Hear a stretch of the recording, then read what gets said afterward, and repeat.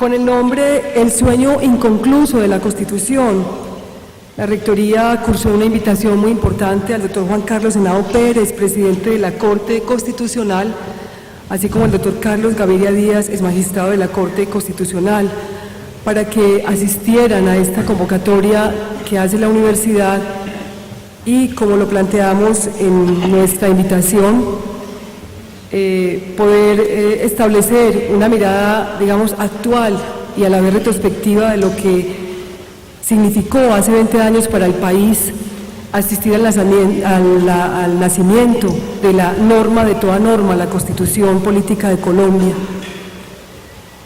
Por ello, la presencia en nuestra universidad, tanto de quien hace de tenor principal en los asuntos de la Corte Constitucional, como de quien en su momento fuera presidente de la misma, connota un valor primordial para la cátedra pública en su intención de reflexionar sobre la Constitución como un asunto de todos y no de especialistas o de profesionales o de gobernantes o de sabios. ¿Cómo soslayar el interés por conocerla, por interpretarla, por cambiarla o mantenerla, por defenderla o criticarla?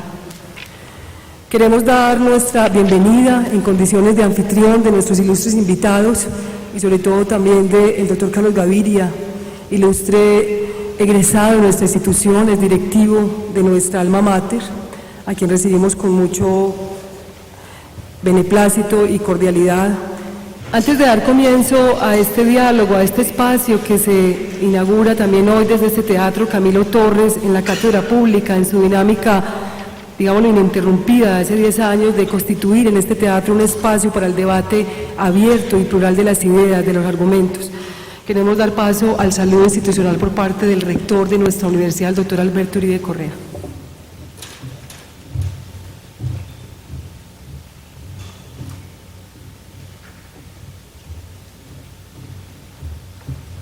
Bueno, muy buenos días para todos, un saludo muy especial para nuestros invitados, con un agradecimiento desde ya por su generosa disposición para acompañarnos en esta mañana, en este nuestro Teatro Camilo Torres Restrepo, para el señor presidente de la Corte Constitucional y para nuestro ilustre egresado, el doctor Carlos Gaviria Díaz.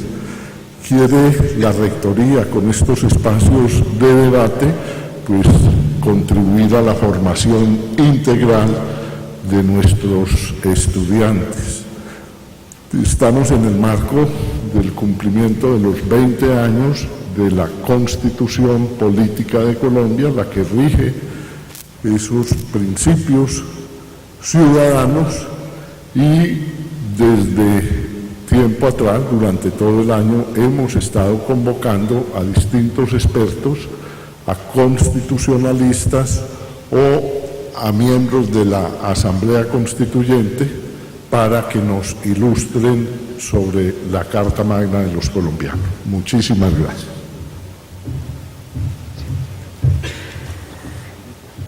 Bueno, les recuerdo que la cátedra tiene una dinámica que es especial, y es que hay micrófonos habilitados, 4 de ellos dispuestos para la audiencia que está presente acá, para que al final, de mano de la moderadora de esta cátedra, se puedan hacer las preguntas precisas y concretas a nuestros invitados. Doy paso entonces a la profesora Bernardita para dar comienzo a este diálogo, a esta cátedra pública de la Rectoría, un espacio abierto a la pluralidad del pensamiento. Bienvenidos todos y de nuevo mil gracias a nuestros invitados.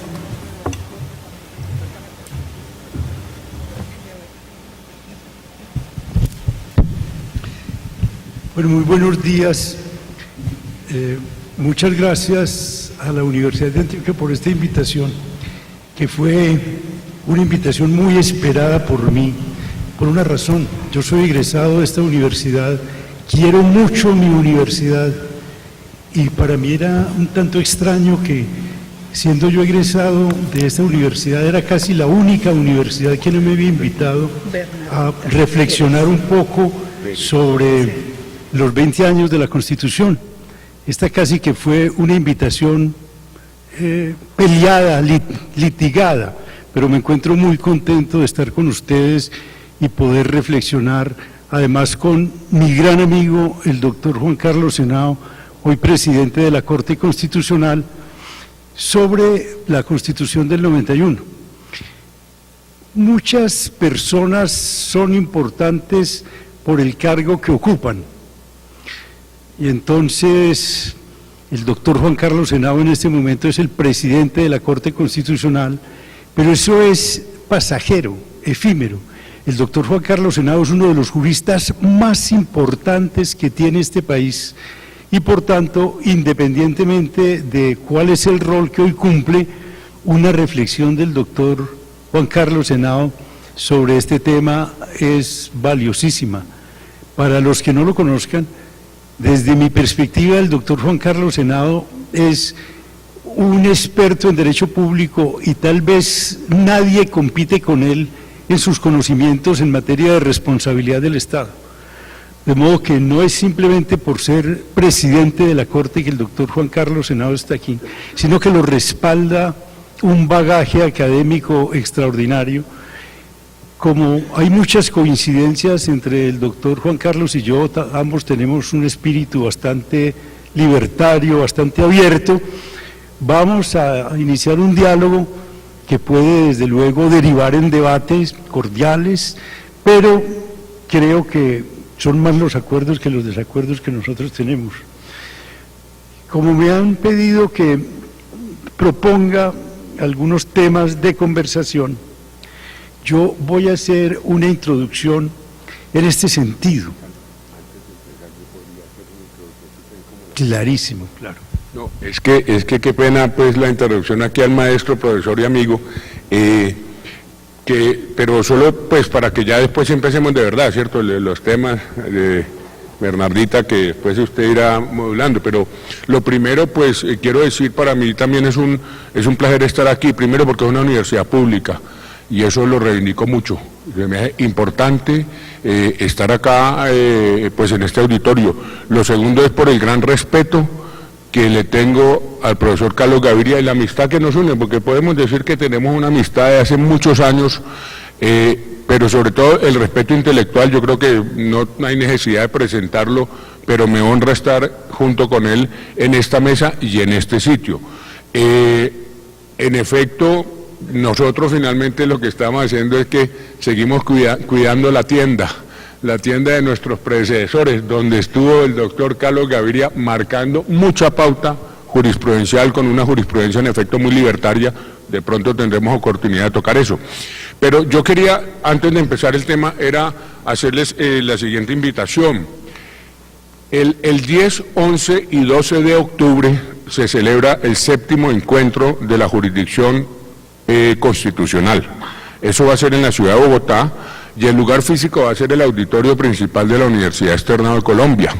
Pero ¿por qué les quiero hablar de esto? Porque créanme si les digo que quizá va a ser el Congreso de Derecho más importante que se ha hecho por la gente que viene. Les voy a montar en un segundito y voy rápido, pero imaginen ustedes la primera sesión inaugural que va a ser sobre la justificación de una jurisdicción constitucional, tan sencillo como ¿por qué y para qué una jurisdicción constitucional? Y van a ser ni más ni menos que Robert Alexy, ¿sí? El profesor Robert Alexy, John Elster, ¿sí? Y Rubio Llorente de España, con Rodolfo Arango como panelista.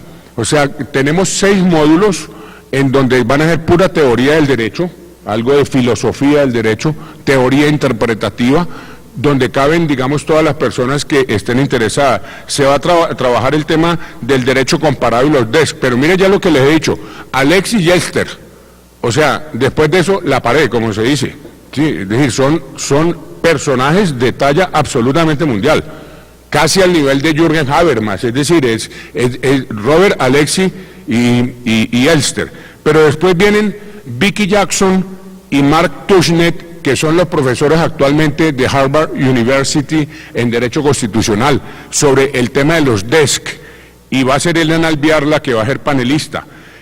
Posteriormente viene Manuel Aragón, magistrado del Tribunal Constitucional Español, con Paulo Comanducci, quizá el constitucionalista más importante italiano en el día de hoy, y Pascual Sala, el presidente del Tribunal Constitucional Español, sobre el tema de interpretación constitucional. Diego López va a ser el panelista. Después viene otra sesión sobre la tensión entre las Cortes Constitucionales y los otros poderes del Estado, donde va a estar Laurent Sayer, que es ha escrito mucho sobre ese tema y es el decano de la Facultad de Derecho de la Universidad de Texas, con Dominique Rousseau, francés, que es quizá también hoy, por ejemplo, el director de la revista de Derecho Público francesa, y ahí va a estar Néstor Osuna como panelista. Ya voy terminando. El último día sobre reforma constitucional, límites de la reforma constitucional. Viene un profesor de Nueva Zelanda que le seguimos la pista, que es el que más ha escrito sobre ese tema últimamente, que se llama Joel Colón Ríos, y va a alternar con Carlos Bernal, donde va a estar Rodrigo Primi como panelista. Y el último es el rol de las Cortes en los países en conflicto, donde va a estar Pablo de Grave, director de ICTJ en Nueva York, junto con Sergio García, expresidente de la Corte Interamericana, y va a ser panelista Manuel José Cepeda. Entonces, esto, perdóneme, señor rector y estimado, pero era hacerle publicidad a este Congreso. Vuelvo a decirles, con el listado de gente y con los temas, creo que no ha habido un Congreso de tanto nivel académico. Entonces, ¿qué pasó? Nosotros abrimos esa vaina y y empezaron a llegar inscripciones, y de un momento a otro tenemos casi 7.000 inscripciones. Entonces, cuando nos llega esta acogida, bueno, ¿qué hacemos? Si es que no hay ninguna parte, pues a menos que alquilemos el estadio, pues que no tendría sentido. Entonces, ¿qué hicimos? Diseñamos una cuestión técnica en donde va a haber puntos de transmisión en directo a todo el país. Medellín, por ejemplo, ya nos han pedido ICESI, Universidad de Medellín, varios puntos, y a mí me encantaría, señor rector, si la universidad aquí de Antioquia pudiera ser en este auditorio o en otro, porque se va a transmitir en directo, además con el compromiso de dar certificado de asistencia, que eso sirve, casi para nada, pero sirve, para alguito sirve, sí, o sea, para el juez, para el funcionario, para el estudiante, ya mire, por lo menos estuve en este curso. Vamos a hacer certificado de asistencia a quienes vengan al 70% de las conferencias. Entonces, quería, reiterando mi emoción de estar en este sitio, me siento como en casa, realmente sí, de estar al lado de mi amigo Carlos Gaviria y de la profesora Pérez, sí, reiterarles de la importancia de este Congreso. Se pueden inscribir en la página web de la Corte, que es www.corteconstitucional.gov.co. El gov es de government, ¿no? O sea, ahí se nota la influencia gringa, no de gobierno, entonces con B chiquita, gov.co. Bueno, gracias. Un segundo. Bueno, muy buenos días a todas y todos. Al señor rector, muchas gracias por brindar este espacio tan importante desde la rectoría que se llama Cátedra Abierta. Me habían encomendado la misión de presentar a nuestros ilustres invitados, pero realmente ellos no requieren ninguna presentación especial. Tal como lo dijo el profesor Gaviria, la magistratura para el doctor Juan Carlos Henao no lo hace más, al contrario, le podríamos quitar su investidura, y tiene un valor para el derecho constitucional muy importante. Quiero simplemente, antes de abrir ya para cada uno de nuestros expositores su presentación, ambientar dos eventos que me parecen importantes. El profesor Carlos Gaviria fue profesor por décadas en nuestra Escuela de Derecho, en esta alma mater. Yo recuerdo muy bien, en los tiempos de la séptima papeleta, la convocatoria a la constituyente, yo ya era egresada a la sazón, y la facultad hizo algunos foros para discutir el tema. Y quiero que el doctor Gaviria ahora en su exposición se refiere específicamente a este asunto. Él era altamente pesimista con un proceso constituyente. Recuerdo esos foros tan emotivos que se hicieron en nuestra Facultad de Derecho, donde se tomaba muy en serio lo que significaba un proceso constituyente y la preocupación que se cernía tras de dicho proceso. Quizá 2 años después, lo vimos en los pasillos de nuestra facultad, deambulando, y a alguno le preguntamos: profe, a usted lo pusieron en una lista para la Corte Constitucional, ¿usted va a ir a hablar con algunos congresistas? Porque nos han dicho que eso requiere un lobby importante, ir a hablar con congresistas y demás para obtener dicho mérito. Y sé y me consta que el profesor Gaviria no se movió de la ciudad y obtuvo su curul en la Corte Constitucional, y todos sabemos pues de la labor tan importante que hizo en dicha Corte, y posteriormente pues ya en el ámbito de la política, en el Congreso, y actualmente como funge de simple militante del Polo Democrático Alternativo. El doctor Juan Carlos Henao lo conocí en ese entonces por los tiempos de la Constituyente, y creo que ya en vigencia de la Constitución. Él era procurador delegado ante el Consejo de Estado en ese tiempo. Normalmente la figura de los procuradores delegados ante los tribunales son figuras, discúlpeme doctor, relativamente anodinas, pasan bastante desapercibidas. Casi ni se leen los conceptos fiscales. La característica del doctor Juan Carlos Henao, que era delegado ante la sección tercera, quizá la más importante del Consejo de Estado, era que sus conceptos fiscales eran leídos y tenidos en cuenta. Recuerdo muy bien uno, para mí, quizá de los más importantes, mis alumnos lo leen, profe, el que usted hizo en defensa de la responsabilidad patrimonial del poder constituyente. Fue un concepto muy importante y es un texto definitorio en la teoría de las responsabilidades. Ya el doctor Carlos Gaviria dijo, quizá es nuestra máxima autoridad en ese tema. Hoy hace un excelente e importante trabajo desde esa difícil tarea de ser juez constitucional. Entonces, con ustedes, nuestros dos ilustres invitados, vamos a ponerlos a que ellos decidan quién quiere intervenir primero. Lo que ocurre es que hemos convenido que yo toco algunos temas que me parecen importantes y los conversé con Juan Carlos y luego conversamos sobre ellos, si te parece. Bernardita, muchas gracias. Y me agrada mucho que tú vayas a ser de moderadora y que asumas tu función como debe asumirse. Si estamos abusando del tiempo, etcétera, nos lo dices. Y además muchas gracias por recordar cuál era mi posición frente al proceso constituyente que culminó con la Constitución de 1991. Absolutamente pesimista y escéptico. Y yo pienso que justamente ese puede ser uno de los temas de conversación ahora. Y era escéptico por una razón, porque yo sé que entre nosotros existe una vieja costumbre, un viejo hábito casi irremovible que consiste en elaborar textos impecables para mostrarlos en los escenarios internacionales para que vean cómo ha progresado Colombia, qué bien, qué constitución la que Colombia tiene, pero eso sí, que nadie se vaya a atrever a sacar conclusiones de esa constitución que vayan a incidir en la realidad. O sea, entre nosotros existe una vieja tradición de que existe una brecha inmensa entre lo que los juristas realistas norteamericanos llaman el derecho en el papel y el derecho en la vida. Y mi temor consistía en eso. Hay tanta ilusión acerca de la expedición de una nueva constitución, que con la nueva constitución se va a lograr la paz, se van a lograr muchos progresos en el país, etcétera. Y yo creo que hay cosas que se han logrado, pero las que no se han logrado obedecen, creo yo, a ese mismo hábito.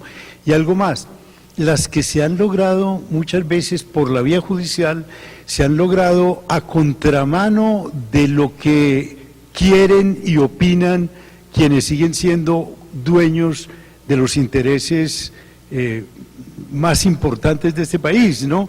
Es decir, cuando la Corte Constitucional dicta sentencias que se apoyan sin duda en la Constitución, pero que llegan a conclusiones que no son las que se desean desde esos ámbitos, entonces a la Corte se la enjuicia. Ha habido polémicas intensas sobre la injerencia indebida de la Corte en otros poderes, etcétera, pero eso es podría ser materia de otro debate muy bello que tiene que ver, Juan Carlos, precisamente con lo que es el neoconstitucionalismo.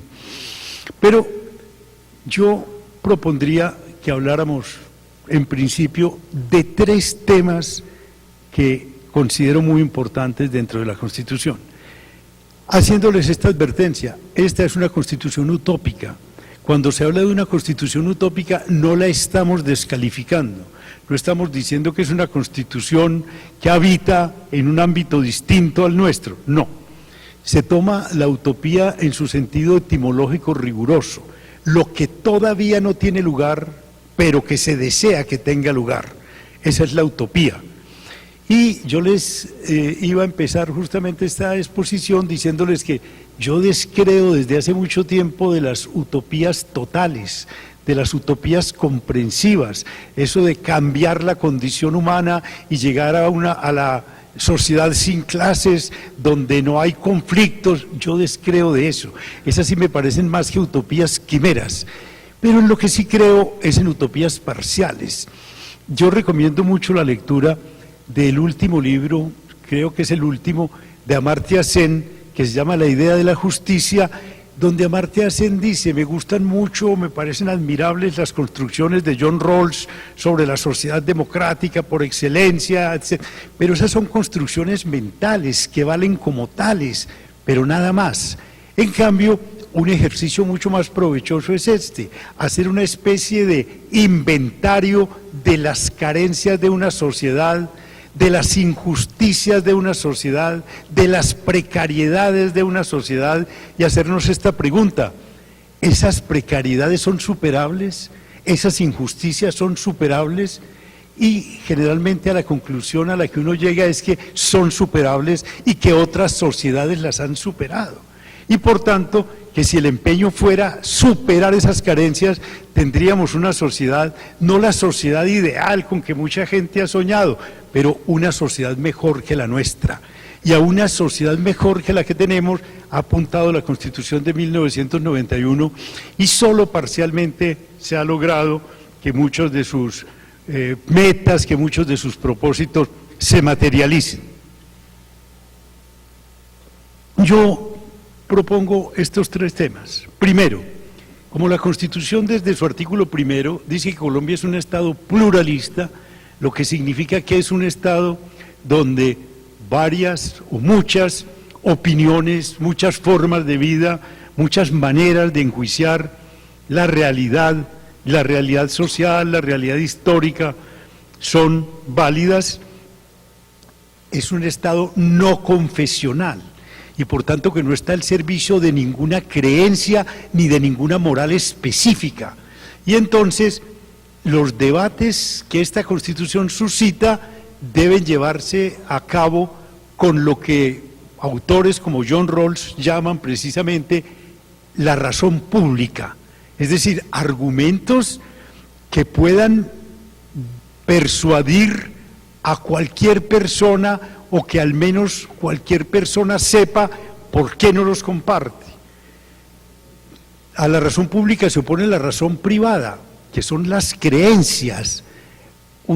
Temas como el aborto y la eutanasia se siguen discutiendo aquí con argumentos de razón privada. Yo creo en Dios, creo que Dios hizo la vida, que Dios es el único que puede quitarla, etcétera. Y entonces, quienes no comparten esa visión no tienen nada que decir y el discurso se acabó. La razón pública sería esta: ¿estamos de acuerdo con que la vida debe ser respetada? Sí, estamos de acuerdo, creo. Bueno, siempre, y alguien diría siempre, yo diría, bueno, pero existen instituciones como la legítima defensa y el estado de necesidad, bajo las cuales la vida del otro no merece todo el respeto que merece en ocasiones normales. Y por tanto es posible buscar otras situaciones similares en las cuales acordemos que la vida no merece el respeto que en otras ocasiones merece. Y entonces entraríamos en el plano de temas como el aborto y como el de la eutanasia. Eso me parece muy importante. Que los debates tengan lugar con argumentos de razón pública, donde puedan participar creyentes y no creyentes, católicos y no católicos, agnósticos, ateos, porque un tema como ese, si la vida debe ser respetada o no, le toca a todo el mundo, ¿cierto? Me gusta además otro tema que en la Constitución se introdujo y que es nuevo en nuestro constitucionalismo, que es el tema de los derechos económicos, sociales y culturales, que eran desconocidos dentro de nuestra tradición constitucional. Y entonces temas como eso, ¿existe realmente un derecho a la educación? ¿Existe realmente un derecho, y un derecho como lo trata nuestro amigo común Rodolfo Arango, un derecho fundamental a la salud, un derecho fundamental a la educación y por tanto, si son derechos exigibles, un derecho a la vivienda digna, un derecho a la alimentación digna? Esos son temas completamente nuevos dentro de nuestro constitucionalismo y que han dado lugar a debates sumamente importantes.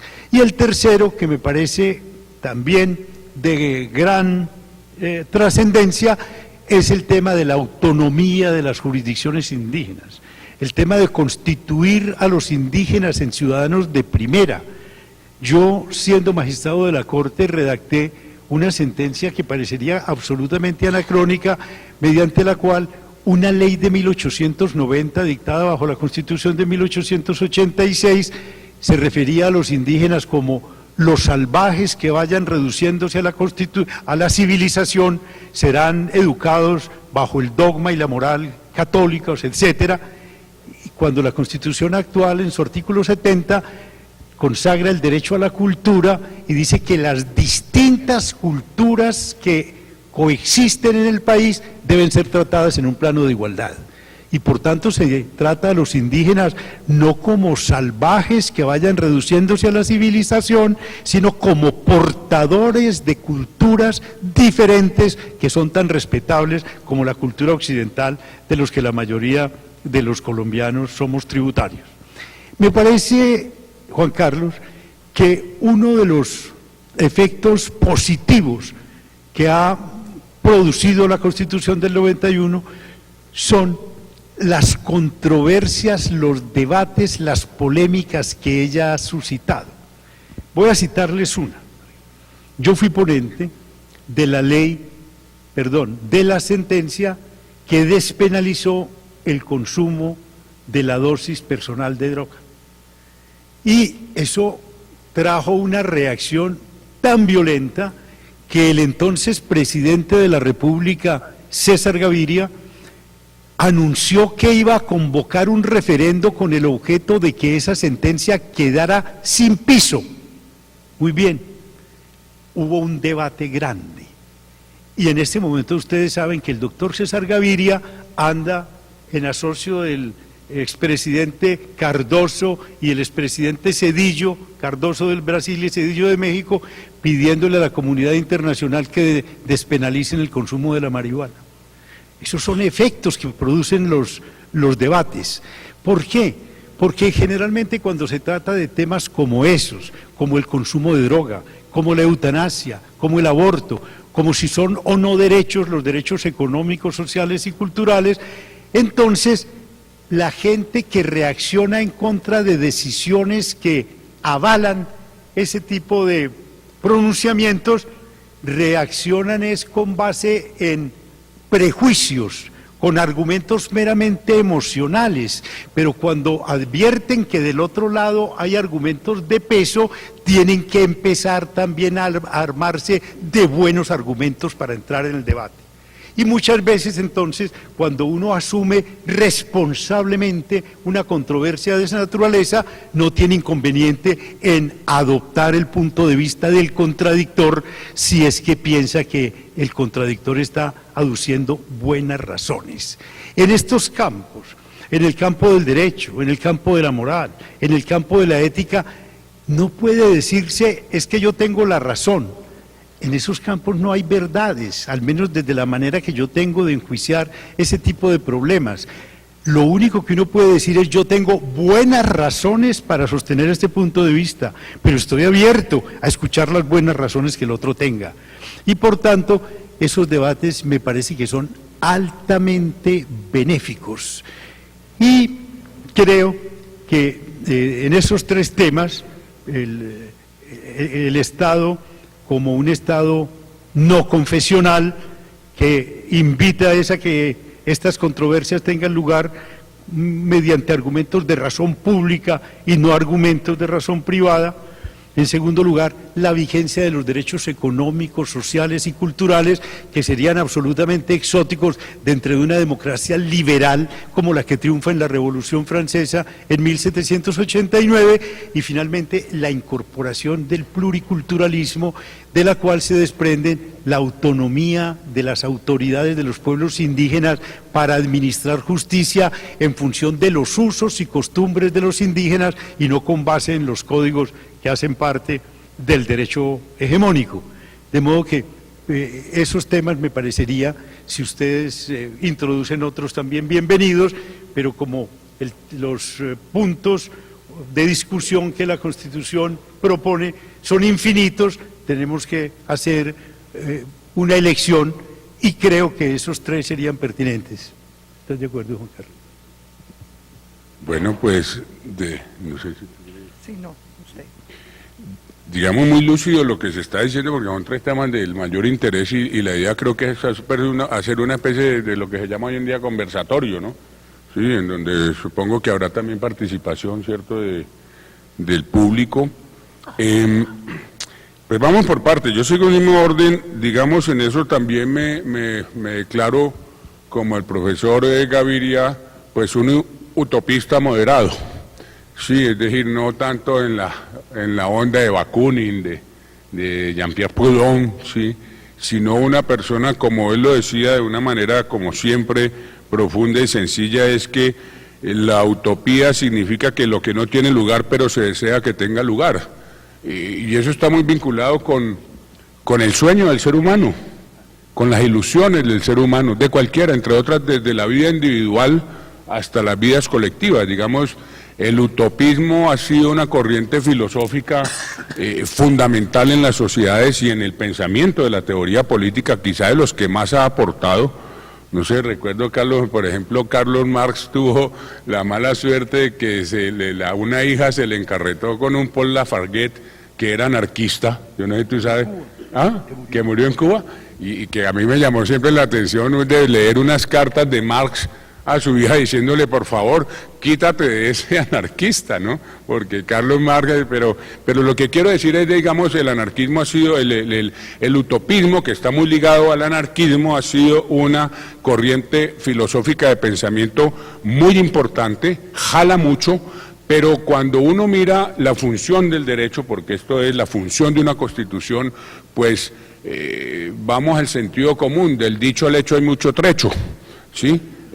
Nuestra Constitución es una Constitución dadivosa de derechos, múltiples derechos, vamos a desarrollar poco a poco, y la función obviamente del Estado en general y de una jurisdicción constitucional en concreto es de ir avanzando, de irle ganando terrenos a esa utopía, de irle colocando topos, ¿sí?, a los derechos en una forma escalonada, pero siempre sabiendo que ese es el norte que tiene que tener una constitución. Y en ese sentido soy defensor acérrimo del postulado general de la Constitución del 91, Estado no confesional, Estado social de derecho, con todas las implicaciones que tiene, pluriculturalismo, pluralismo, Estado incluyente, democracia real, justicia real. Ese es el norte de la sociedad colombiana. Y eso es lo que hace una Constitución, fijar nortes, faros, ¿sí? No es que uno diga, es que no hay pobreza. Claro que hay pobreza, por favor. Siguen habiendo masacres, siguen habiendo lo que queramos, pero el pensamiento constitucional, por definición, tiene que ser optimista, ¿sí? El pensamiento constitucional, y es decir, yo creo, profesora Pérez, que para uno dictar clase de derecho, pues tiene que ser optimista, porque es que si no apague y vámonos, es decir, si uno ve lo que produce la realidad y lo que produce el discurso jurídico, que en Colombia está muy disasociado, no está asociado, es uno de los grandes problemas que tiene el efecto real de la jurisprudencia, es uno de los temas de investigación, pero yo sí creo que el optimismo tiene que marcar la lectura del derecho constitucional. No se trata, obviamente, recuerdo una frase, se me viene a la mente ahora, de Milán Kundera, que decía en este libro, La insustenable la levedad del ser, ¿sí? Donde decía, el optimismo hiede a idiotez, ¿sí? Que uno dice, caramba, cuando uno es optimista y le salen con esa frase, uno dice, no, pues es que optimista cuenta de qué, mire la naturaleza humana, ¿sí? Mire las desigualdades, mire el egoísmo del ser humano. Es decir, no sea idiota, en palabras de Kundera, ¿sí? En palabras de Kundera, el optimismo hiede a idiotez. Yo no creo, porque creo que una primera postura de una jurisdicción constitucional, de los juristas, ¿sí? De los sociólogos, de los politólogos, tiene que ser de respetar ese norte en términos generales. Ahora, sobre los temas particulares, pues claro, son relevantes. El pluralismo, a empezar, la sociedad colombiana en la Constitución del 91 y a diferencia de la Constitución del 86, porque es que eso hay que decirlo claramente, porque a veces se dice que es que la Constitución del 91 no fue gran cosa. Claro que fue gran cosa, en mi entender fue un cambio casi de paradigma constitucional, donde se empezó a hablar un lenguaje distinto que está revertiendo en la sociedad, y uno de esos temas fue lo del pluralismo. Y en efecto estamos en un estado que no es confesional, es que recordemos que la Constitución del 86, por allá en un artículo, creo que era el 34, decía que la religión católica era la religión, ¿cómo era que decía? Del pueblo colombiano, ¿sí? Y había que seguirse a esa creencia para ser constitucional, ¿me explico? Eso digamos, y eso se rompe, y eso tiene un significado importante. Y lo tiene porque en efecto yo también creo este tema de la moral pública y no de la moral privada. Y permítame, yo les hago, esta mañana, antes de llegar acá, me llamaron de medios de comunicación porque hubo una noticia que salió ayer en donde hubo unas denuncias penales que se hicieron contra unos magistrados de la Corte Constitucional por parte del señor Procurador General de la Nación por un caso de aborto. Entonces, ¿usted qué opina de eso? Le dije, mire, ¿qué opino? Uno, el procurador puede, que no fue él, pero fue su procuradora delegada, Ilva Miriam Hoyos, procuradora delegada de familia. Los hechos, ¿cuáles eran? Básicamente, sacamos, entre otras, eso fue una sala de revisión compuesta por, y cosa rara, denunciaron a Sierra y a Vargas, pero no a María Victoria Calle. ¿Por qué? Vaya uno a ver por qué no cuando la han debido meter en la misma, por lógica debió estar ahí, yo lo hablé con ella, sí, lo hablé con ella. Entonces, uno dice, primero, el procurador puede denunciar, claro, todo el mundo puede denunciar, claro. Segundo, ¿los magistrados tenemos corona? No, no tenemos corona, somos objeto de denuncia. Pero, ¿qué hay detrás de eso? Digamos, ¿qué hay detrás de eso? El tema no es si se denuncia o no, porque bueno, que se denuncie. ¿Y usted qué piensa que debe hacer la Comisión de Acusaciones? Pues que haga su trabajo, allá verá si el día de mañana condena, porque ¿cuál era el tema que se estaba discutiendo? Que es la noticia que está, ustedes saben que este país produce noticias cada día, una pelotera de noticias, ¿sí? La noticia era, bueno, ¿qué fue lo que hicieron los jueces? Pues supuestamente los jueces lo que hicieron fue no denunciar penalmente a la niña que había hecho el aborto, ¿sí? Que lo pidió, no se lo hicieron, y como no se lo hicieron, ella tenía que abortar por problemas mentales y de eclampsia, sí, por problemas mentales y de eclampsia, entonces ella terminó abortando por fuera del sistema de seguridad social, y el argumento es que como los magistrados no denunciaron a la niña, ¿sí? Podrían haber incurrido en delito de omisión de denuncia de delito. Entonces sabrá mejor que yo. Listo, que se haga la denuncia. Pero yo sí creo, y lo dije claramente, y lo repito aquí, una cosa es lo que diga la Procuraduría General de la Nación y otra cosa es lo que diga la Corte Constitucional. Sí, yo quiero hacer sobre eso una observación que me parece que es sumamente importante. Yo voy a hacer una afirmación totalmente clara y radical. A mi juicio, el señor Procurador General de la Nación no está habilitado para cumplir esa función. Y eso tiene que ver con lo que yo ahora les dije, que yo no creo que en este campo haya verdades ni alguien que tenga razón, sino que tenga o no buenas razones para defender un punto de vista. El señor Procurador General de la Nación es católico y casi todos los colombianos lo son. Eso no es ningún defecto, ninguna falta. Pero él tiene que saber que su misión no consiste en darle preeminencia a su creencia en el dogma católico sobre lo que la Constitución establece y la Constitución interpretada por su intérprete natural, que es la Corte, y él insiste en que como él es católico, él tiene la verdad, él tiene la razón y que los equivocados son los otros. Les voy a poner un ejemplo para que vean a qué me refiero cuando digo que en un estado como el nuestro hay que usar argumentos de razón pública y no argumentos de razón privada. Yo puedo decirles a ustedes algo. Miren, prepárense que en el año 2012 se acaba el mundo. Y me dicen, ¿y usted cómo lo sabe?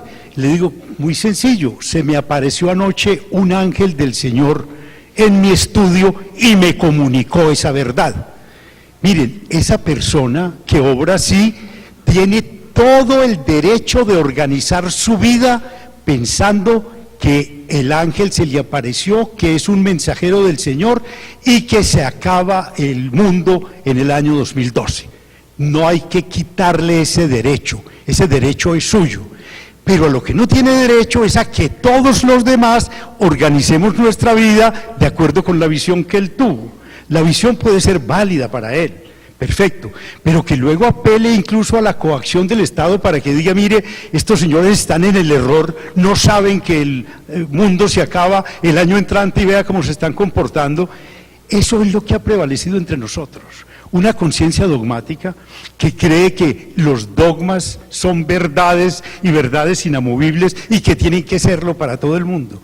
El Estado pluralista lo que dice es, aquí tenemos que convivir, personas católicas y no católicas, cristianas y no cristianas, ateos, agnósticos, creyentes. Y por tanto, si nos vamos a entender, porque ese es el reto bello, vamos a vivir civilizadamente, pero dialogando, discutiendo, pero con argumentos, como yo les decía, que sean de razón pública y no de razón privada. Y el señor procurador antepone los argumentos de razón privada. Él es católico, él piensa que la vida, que para todos es un bien extraordinario y un derecho, como lo dice el artículo 11, un derecho inviolable, pero que entonces, de acuerdo con las prescripciones del dogma católico, Dios es el autor de la vida y Él es el único que puede determinarla. ¿Y qué hacemos los que no creemos en esas cosas? Cuando lo que trata el Estado colombiano con la nueva Constitución es de que tanto derecho tenemos los que no creemos en esas cosas como los que sí creen. Lo mismo que miren ustedes el pluriculturalismo que acaba de tocar también Juan Carlos, ¿qué es esto? La unidad nacional puede lograrse de dos maneras. Un método es el método reductivo, que todos hablemos español, seamos católicos, tengamos la misma cosmovisión, etcétera. Y otro es al contrario, que cada uno crea en lo que cree que es legítimo creer, ¿cierto? Que las culturas indígenas son culturas y por tanto que ellos tienen derecho a defender, y así lo ha decretado el Estado, lo ha declarado el Estado en el artículo 70 de la Constitución, su manera de vivir, que no son salvajes que se van a reducir a la civilización, sino que son portadores de una cultura distinta a la nuestra. Y por tanto, lo que uno puede preguntarse es esto: ¿cuál vía es más apta, más eficaz para construir unidad nacional? ¿La de la diferencia o la de la identidad? La Constitución del 86 ensayaba era la vía de la identidad, que todos hablemos español, que se acaben las lenguas indígenas, que todos seamos católicos y le consagremos al Sagrado Corazón de Jesús. Entonces el presidente tiene la obligación, tenía hasta que la Corte declaró inconstitucional esa ley, de consagrarle el país al Sagrado Corazón de Jesús. Yo no estoy en contra de la religión, quiero ser claro, pero lo que sí estoy en contra es de que la religión como creencia se les imponga a quienes no comparten esa creencia.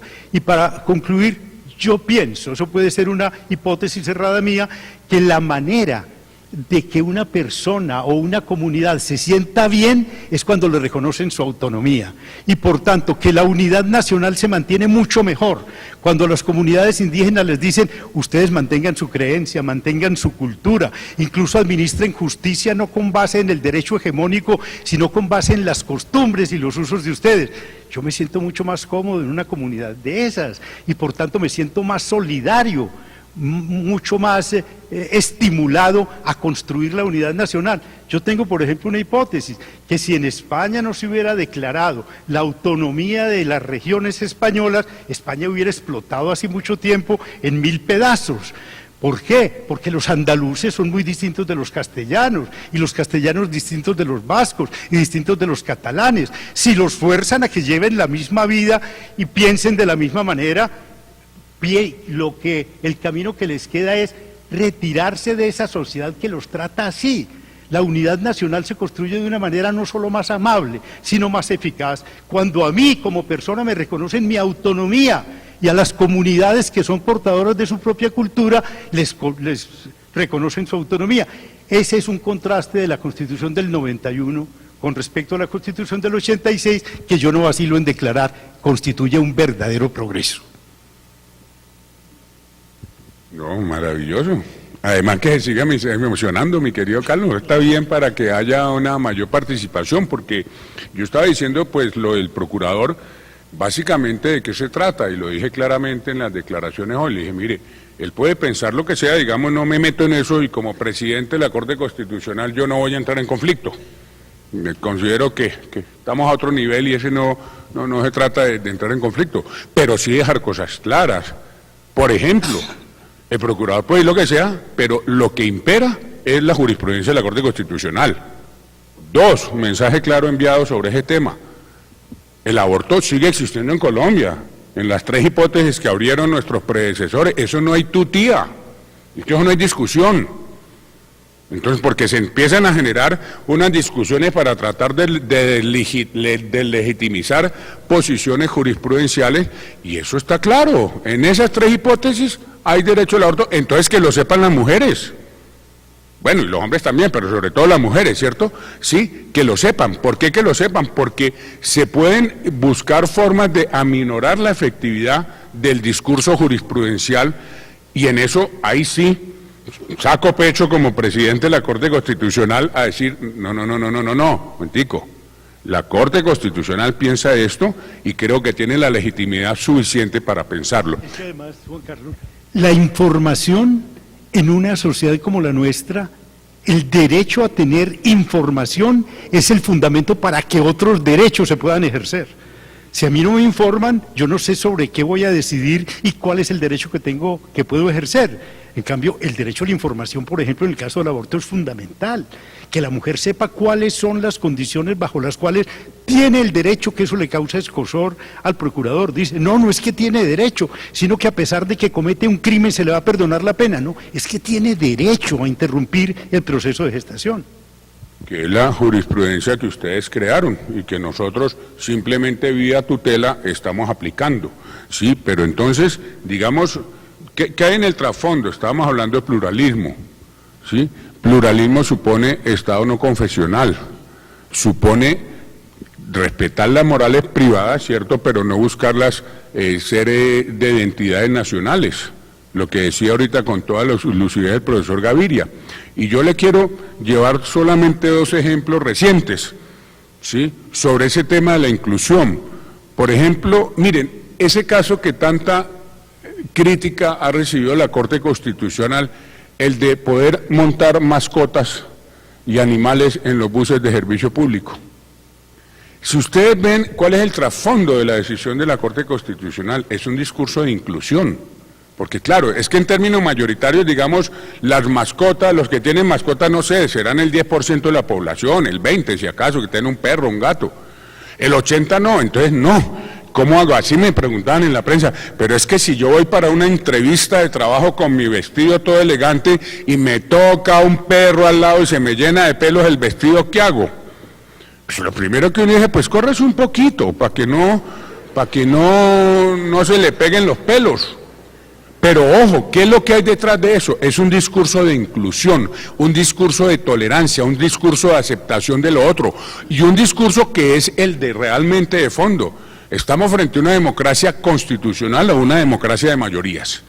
¿Cuál es el tema? Y ese es el tema que plantea el neoconstitucionalismo. Sí, sobre todo eso, que es que aquí se piensa que en la democracia el principio de mayoría lo resuelve todo, y en la democracia constitucional no. Porque justamente en la democracia constitucional proteger el derecho de las minorías hace parte del interés común. Y no lo del interés común, sino que es lo que define la esencia de una Corte Constitucional.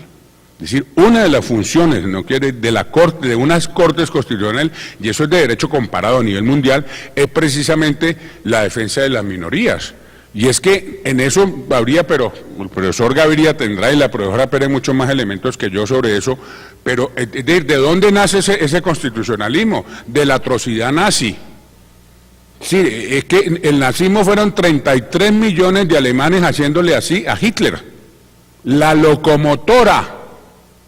Entonces cuando dije, sí, y obviamente, todo era legítimo, sí, había constitución, sí, había constitución formal, sí, pero ¿basada en qué?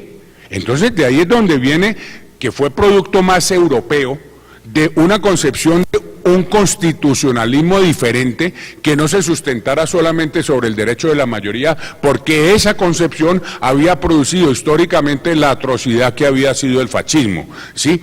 Pero les digo, porque estamos, digamos, entre teoría y práctica, lo de los perros mascotas es un ejemplo reciente, y a mí me ha impresionado, porque me toca ponerle el frente como presidente a todos los medios de comunicación, las reacciones tan intolerantes de la sociedad.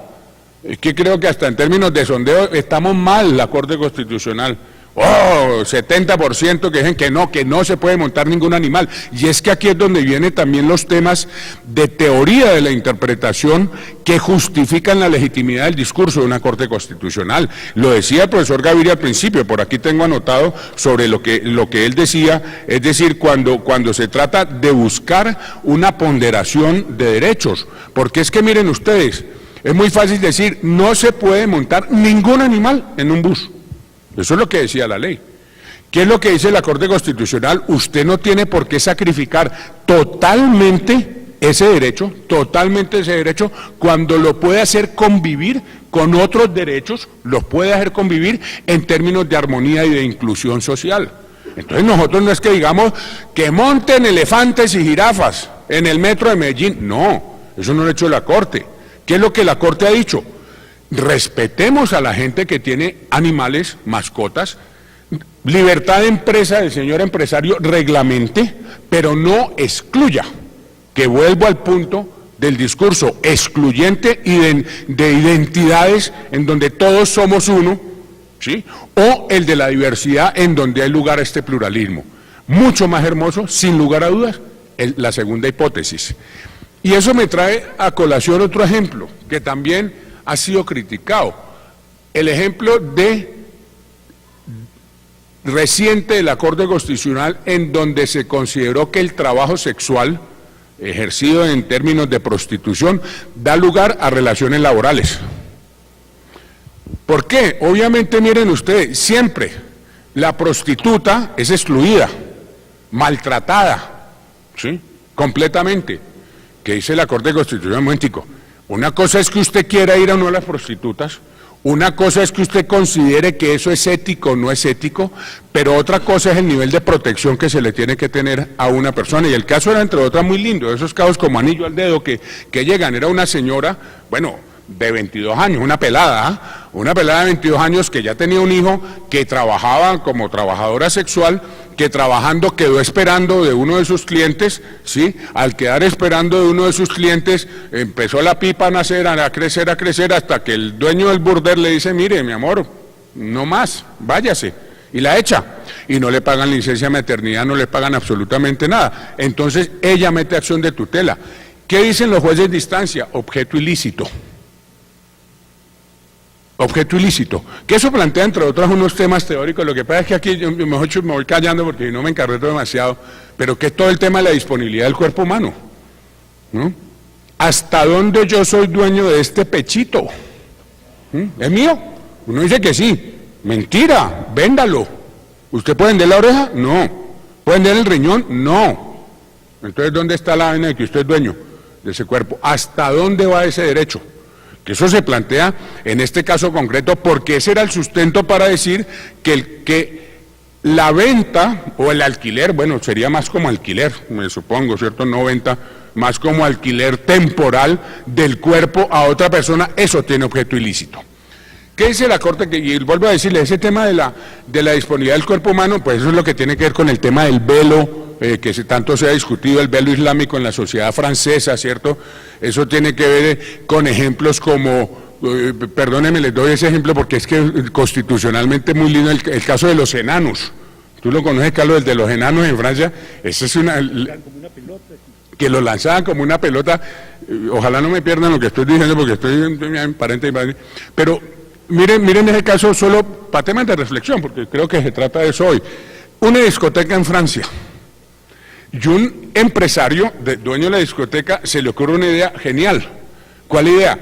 Digamos que esta es la discoteca, y pone unos enanos que los lanzan por arriba y que caen al otro, pasan por encima de los que están ahí rumbeando y bailando, etcétera, y caen al otro lado y vuelven y se lanzan. Entonces, claro, uno cuando está bailando está viendo enanos pasar por encima, y ese espectáculo se vuelve de tal naturaleza que obviamente todo el mundo empieza a ir a esa discoteca. Listo. Entonces un buen día, el alcalde se entera, dice, ajá, ¿y esto qué es? Cierra la vaina, se cierra la discoteca, prohíbo ese espectáculo y se cierra. Entonces los enanos demandan, ¿sí?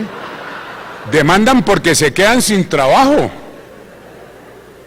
¿Quién tiene la razón? ¿Hasta dónde puedo yo disponer de mi cuerpo humano? Miren ustedes, volvemos al tema, porque es un problema de disponibilidad del cuerpo humano. Los franceses, pero es un tema muy polémico, dijeron, pues se quedaron sin trabajo los enanos, porque usted, enano, no puede con su cuerpo volver objeto de burla el género de enanos al cual usted pertenece.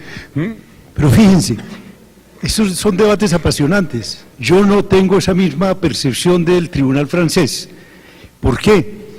Porque yo pienso que no puede negarse, no puede invocarse la dignidad humana para negar la libertad.